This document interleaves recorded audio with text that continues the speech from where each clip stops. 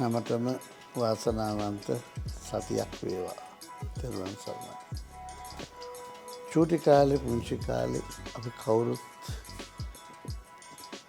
ගීතයක් කවියක් වගේ නාට්‍ය අනුසාරීදිත් මොන්ටිසෝරීදි කළා මතකද?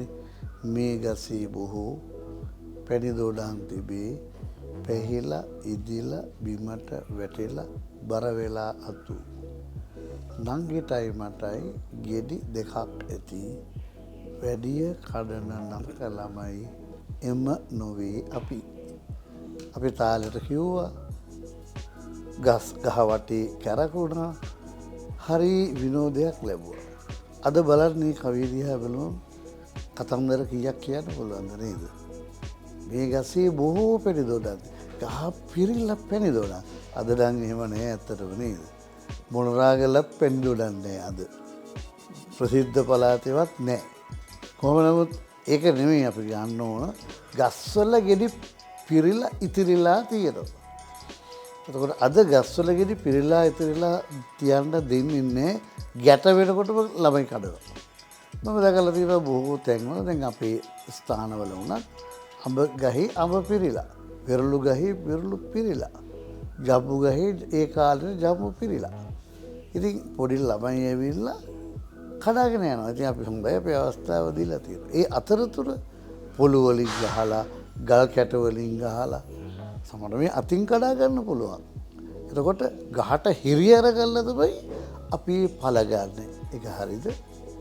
ගහට වදයක් දීලා තමයි අපි පළදාව ගන්න. කෙක්කකින් උඩට අපි ගත්තට කමක් නැහැ. ඒක ගැටලුවක් නෑ. නමුත් වද දීලා පොළු වලින්, ගල් කැට වලින්, විවිධ දේවල් වලින් ගහට වද දීලා ගන්න හොඳ නැහැ. මොකද ගහ සංකේතවත් වන්නේ අපේ අම්මාටයි.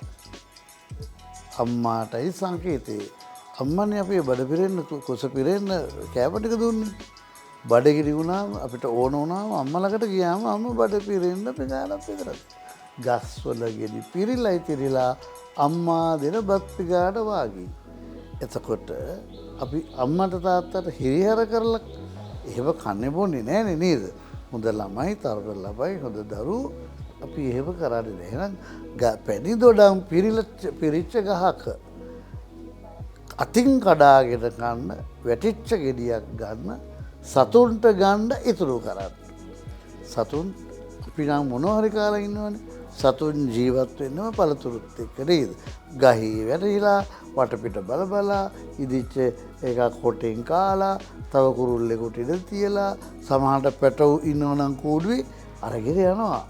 මේ තුඩේ තියාගෙන ගිහින් තමන්ගේ පැටවු පෝෂණය කරනවා. එහෙම තමයි කුරුළු මව්වරු, කුරුළු පියවරු. අපි තුලත් ඒ ගුණේ තියවනම් කොච්චර හොඳද? ඒ නිසා කන්න බැරි ඒවා එතකොට ගැට කඩලා විසි කරලා අතු කඩලා දාන්න එපා, පරිස්සමින් ගන්න. ඒක පාඩම. ඊළඟට නංගිටයි මටයි ගෙඩි දෙකක් ඇති. ඒතකොට මේ දොඩම් ගහ පිරෙන්න තියනවා. පිරෙන්න තියෙනවා. ගහ පිරෙන්න ගෙඩි තියෙනවා. හැබැයි තිබිච්ච තරමට අපි ගන්නෙ නැහැ. හෙට කාලට කියලා අපි ගන්නෙ නැහැ. තව සුබානකින් ගන්න කියලා අපි ගන්නෙ නැහැ. අපි ගන්නෙ නංගිටයි මටයි ගෙඩි දෙකක් ඇති. අපි දෙන්නටම ගෙඩි දෙකක් ඇති. හොඳටම ඇති. වැඩිය කඩන නරක ළමයි බලන්න. නරක ළමයි විතර පාවිච්චි කරලා තියෙදි නරක ළමයි. ඒතර වැඩියෙන් කඩලා බිම දාලා අතු කඩලා අර මම කිව්ව විදිහට අතු කඩලා ඒ නරක ළමයි. අපි හොඳ ළමයිනේ. අපේ ජීවිතෙත් ඔය වගේ හදාගමු. අපේ ජීවිතේ ලැබෙන දේෙන් සෑහීමකටපත් වෙමු. අපි ලබන දේ අනිත් එක්කෙනා මරලා විනාශ කරලා ගන්න පුරුදු වෙන්න එපා. ගොඩක් වෙලාවට මට මේ ඊයේ පෙරේදත් ඒ වගේ අත්දැකීමක් තිබුණා.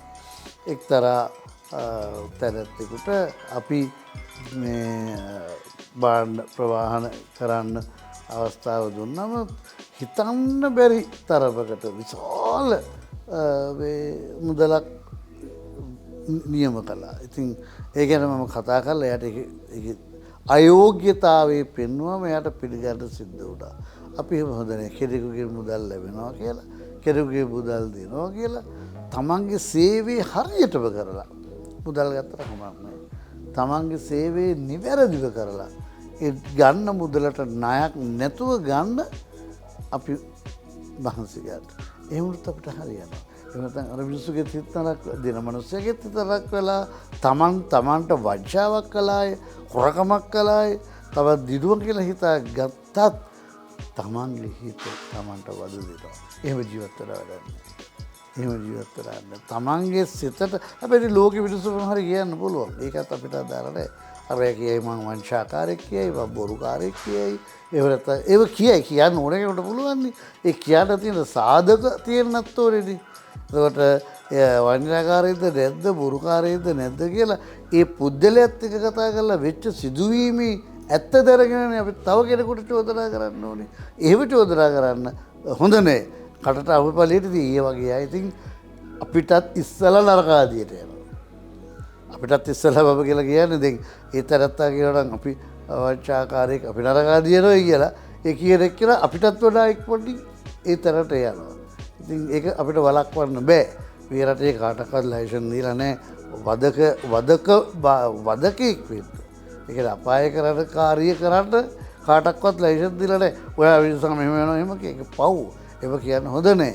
ඒක නරක ඒක අසත්පුරුෂකමක්. ඒ නැහැදිච්චකමක්. ඒ කුහකකමක්. එහෙම තව කෙනෙකුට දෝෂාරෝපණ කරන්න හොඳ නෑ. අපි දැනගත්තත් එහෙම දෝෂාරෝපණ කරලා අඩුවට නින්දා අපහාස කරන්න පුරුදු වෙන්න එපා. ඒ නිසා මේ ලස්සන කවියේ තියෙන සෑහීමටපත් වීමේ ගුණය ඔබේ ජීවිතයට එකතු කරගන්න. ඒ ඔබට ශාන්තියක් වේවි. ඔබ හැමට තෙරුවන් සරණයි.